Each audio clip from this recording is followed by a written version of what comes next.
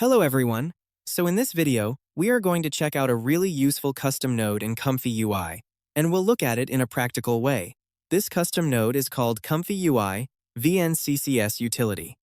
Now, there's another one just called VNCCS, and you can search for both of those in ComfyUI Manager.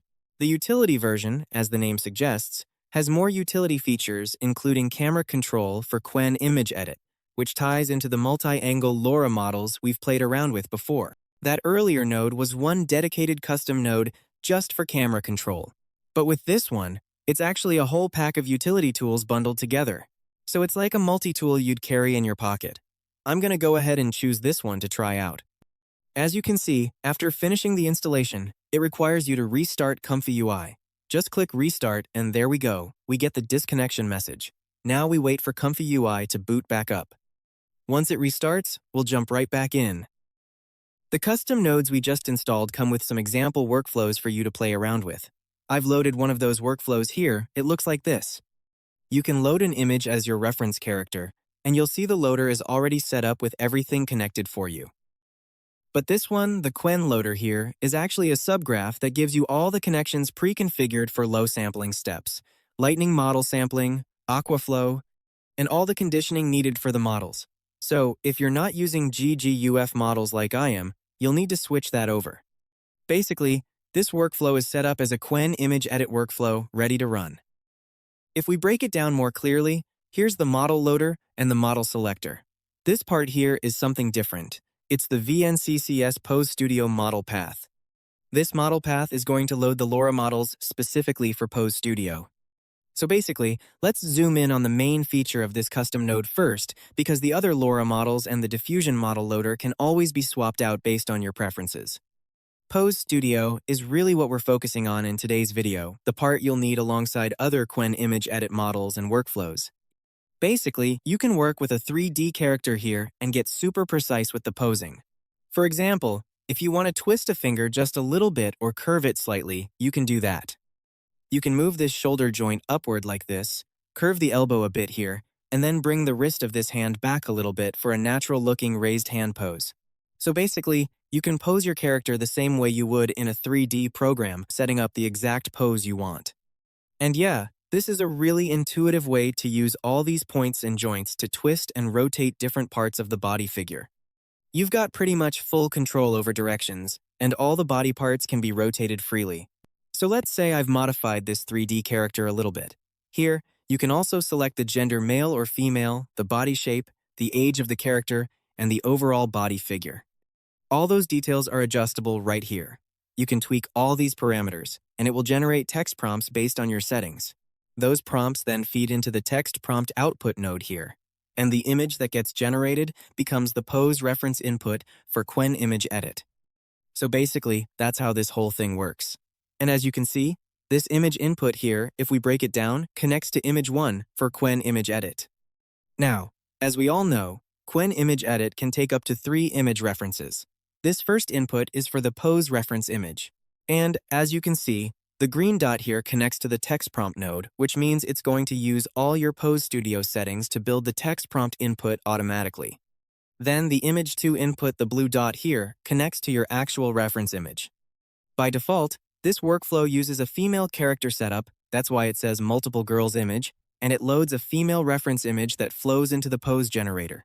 This is a subgraph, so if we break it down further, I actually haven't installed that older custom node I mentioned earlier.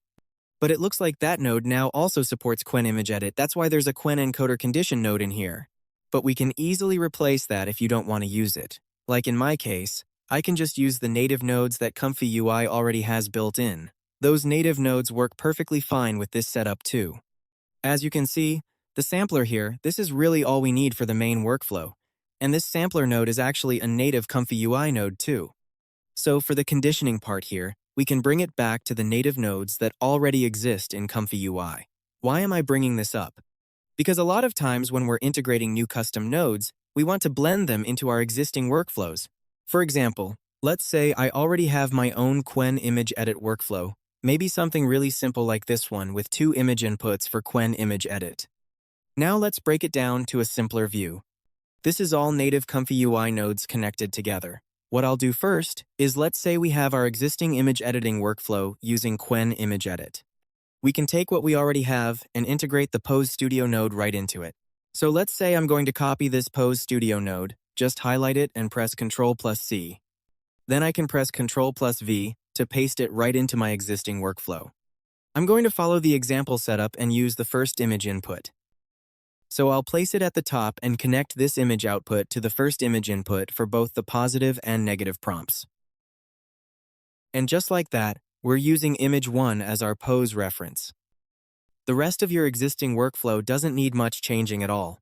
The only optional part is whether you use multi-angle LoRa or other kinds of LoRa models, but it's nice to have. The author of this custom node even links to their Hugging Face repo. This Hugging Face repo for VNCCS Pose Studio contains the actual LoRa model files, especially the Pose Studio LoRa models. So when I check my ComfyUI models folder, specifically the LoRa models subfolder, you can see there's a Qwen folder inside. And within that, there's a VNCCS folder containing the Pose Studio LoRa models. So I'm guessing this LoRa is specifically designed to enhance Pose ControlNet conditioning for your reference images, basically making pose guidance much more accurate. It has a version 1 and version 2, as you can see in their examples. The example workflow uses version 1, but I'm going to try version 2, why not, right? It was updated just 4 days ago, so let's try something fresh. So I'm going to use this version 2 LoRa with my existing workflow to get the same features as the example workflow, but integrated smoothly into what I already have. This is honestly the easiest way for any user to bring Pose Studio into their existing ComfyUI workflow. You just need to understand the basic outputs, mainly the pose image and the generated text prompt. We don't need to overcomplicate things, especially with today's image editing models. It's really nice you don't have to set up extra ControlNet conditions or manually mask regions of the character. The AI model handles the editing cleanly, so we're leveraging that simplicity here. Since I'm using SafeTensor BF16 files, I could also use a GGUF loader. Lots of people love those. Yeah, you can definitely swap that in if you prefer. But since I don't have a Qwen Image Edit GGUF model handy, I won't use it right now. I'll just bypass that node for the moment, keeping it there in case I need to switch connections later. You can always go back and modify these connections whenever you want. To make things clearer for you guys, I'll add a simple image loader using the native node here. And I'll use this Korean-style K-pop character as my demo image. I'll connect it to image 2 for both the positive and negative prompts. Now for the dimensions, Pose Studio lets you set camera dimensions. In this case, it's set to 1:1 at 1024 pixels. I'll leave that as is for now, but I will adjust the camera framing. You can control the focus area like a scope and pan around freely. See how I'm moving it? And if I click Recenter, it snaps right back to the character's body. But I'll pan it up a bit and over to the left corner like this. This preview shows what our output image will look like, showing both hands in a close-up shot of the character. One thing worth mentioning, you can also describe character details directly in your prompt. Let's say you want more detail but don't see a specific setting button for it. There are plenty of configuration options, but not everything's exposed in the UI. For example, if you want a smiling expression, you can just add smiling character to your prompt text box. You can include facial expressions or any other descriptive details you want. And of course, you can still adjust age, weight, muscle tone, and other parameters using the sliders. I'll keep everything at default for this test and see how it performs. Now we need to set up our actual text prompt. Since image 1 is handling the pose, I'll write something like, image 1 pose applied to image 2 character, photo taken in a studio. Looking at the K-sampler, we've got our existing workflow sampler ready to go. You can tweak the settings if you want. I'll bump it up to 12 steps and lock in a seed number first. That's all I need for this section. For the empty latent image, I'll match the dimensions Pose Studio expects 1024 pixels at 1:1 ratio. Since my reference image is also square, this works perfectly. And finally, I've added Z-Image Turbo for a second pass just to refine the image a bit more. You don't strictly need this, but it's nice to have for polishing the output. I'll set the denoising strength pretty low, 0.25, because I don't want big changes to the face, body, or outfit. I'll bump the steps to 12 again, and now Z-Image Turbo is all set up. Let's hit run and see what we get from this customizable pose character. We've got our generated image using the Pose Studio custom node. The result looks pretty nice with the pose. You can see the hands are raised, the height, elbow angles, and overall positioning mimic exactly what I set up in the 3D Pose Studio character. There's one small thing off though. The 3D character was supposed to show the back of the hand with a V sign where the pinky leads and the thumb is at the back. But in this render, it flipped slightly, the thumb is forward and the pinky is at the back. But that's just a minor hand glitch on the first render. We can always fix hands later. Overall though, the pose works great, the hands are raised correctly, and the V sign sits lower down below the shoulder just like I set it. And because of Qwen Image Edit's tendencies, it generated that plasticky, shiny skin look. That's why I always add Z Image Turbo at the end as a refiner. And as you can see, the skin looks much better now. We avoided those shiny artifacts you often get straight out of Qwen Image Edit. You can also use this setup to mimic first frames for AI video generation. Say you want a character to move in a specific way, you can pose them exactly how you want for that opening frame. And one more cool feature, the lighting controls are great to play with. For example, if we want to change the studio spotlight direction, maybe remove that shadow on the whiteboard and shift the light elsewhere. I'll recenter the character first. Then check out this control on the right. It looks like an airplane radar display. You can drag that white dot around and watch how the lighting shifts on the 3D character. Let's try moving the light to a different angle, just a subtle shift. Now it looks like the studio spotlight is coming from the left side instead of straight on. Since we're connecting this to the text prompt too, I added character smiling in my prompt input earlier. That should take effect in this next generation. I'll connect the green prompt output dot to my positive prompt input. This overrides my original typed prompt with the Pose Studio generated one. Ready to run again and see the result? Okay, we've got our new image. Even without upscaling, you can clearly see the smiling expression came through and the lighting changed exactly as we set it. Plus, the hand fixed itself, the pinky is now correctly positioned forward toward the camera, matching our reference pose. This is all coming from that initial pose setup we created. It's such an easy, intuitive way to control character posing. Let's try changing the lighting direction again, using that radar-style control. I'll shift it to another angle. Now the left side of the body is darker. Let's see what this generates. There we go. The light is now coming from the right side, casting shadows onto the white background behind the character. You can really see the directional shadow on the left side of the body now. That's how the lighting controls work. They directly influence the render. This custom node also comes with a bunch of pre-made poses. Just click the Pose Library Gallery button, you'll see lots of poses already installed by default. And, of course, you can save your own custom poses too. Scroll down a bit and you'll find the Save Current Pose button. Click that, give it a name, let's call it Pose Design A. Check Include Preview Image and hit Save. Now it pops right into your library for reuse anytime. Another handy trick, sometimes we get those classic bad hands, like when hands should be at the sides but the thumb twists around weirdly. For those cases, you can use another node called Qwen Detailer. This works like the old impact pack we used back in Stable Diffusion days with B-Box detectors powered by Ultralytics YOLO models. You can download segmentation models for hands, faces, full persons, or fashion items. A lot of people might have forgotten about these custom nodes. They're back in the Stable Diffusion 1.5 era. We used Ultralytics detectors to isolate faces, hands, and other body parts for targeted fixes. You can grab those YOLO detector models from Hugging Face. They provide segmentation models for specific body regions. Just a quick reminder, these go into Models, Ultralytics, B-Box, Models folder. After downloading, click R to refresh in ComfyUI, and you'll see the new YOLO segmentation models available. For hand refinement, just select the hand model here and connect it into your image generation pipeline like normal. This next example actually shows why we need this. Look at this face generation. Out of nowhere, there's a dark mark on the nose even though I never prompted for it. I didn't include anything about nose marks in my text prompts, it just happened randomly. This is exactly when you'd use the traditional YOLO approach. I'll switch to the face detection model so we only fix the face area. By default, Qwen Detailer uses prompts like natural skin tone, no marks on face, keep smiling expression. I'll leave those settings as is, and disable in-paint mode, since Qwen Image Edit handles localized repainting natively anyway. There we fixed the nose mark in the new generation.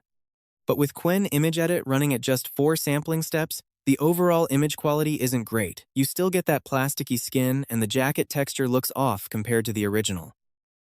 That's where we bring back Z Image Turbo for another refinement pass just to recover better textures and details. This time, I'll increase the denoise strength slightly. The prompt doesn't need major changes. Let's see how the output turns out. You can see the artifacts reduced the shoulder and skin started regaining natural texture thanks to Z Image Turbo. My subgraph here is pretty basic. You could add more LoRa's or enhancement models to really stylize or improve realism. But for this demo, I wanted to show how the base workflow works with Pose Studio and Qwen Detailer using YOLO models for targeted fixes. That's the power of Pose Studio. You only need one reference image, and you can generate endless poses just by adjusting the 3D rig. Super flexible. Next up, I'm going to try the other VNCCS node, Visual Camera Control. This one looks a bit different from the Qwen multi-angle camera node we've seen before. That multi-angle node had sliders for angle, distance, vertical and horizontal shifts, pretty straightforward controls for camera positioning. This VNCCS version approaches it differently. You get a circular interface where the center point is the front view. You can drag around the circle to 9 o'clock, 10, 12, 1, 2, 3 o'clock positions, but honestly, the 3 o'clock spot is tricky because a slider blocks it. You also get vertical adjustments and 3 distance presets: wide shot, medium shot, and close-up. This tool generates text prompts based on your 3 settings: angle, height, and distance. Same theory as the Qwen multi-angle camera node, but the interface preference is personal. I actually prefer the Qwen multi-angle node because its sliders feel more precise and easier to control. But the underlying concept is identical, both output text prompts that feed into your sampler as conditioning strength. This VNCCS graph uses its own custom nodes, but again, you could recreate the same functionality with native ComfyUI nodes like I did here.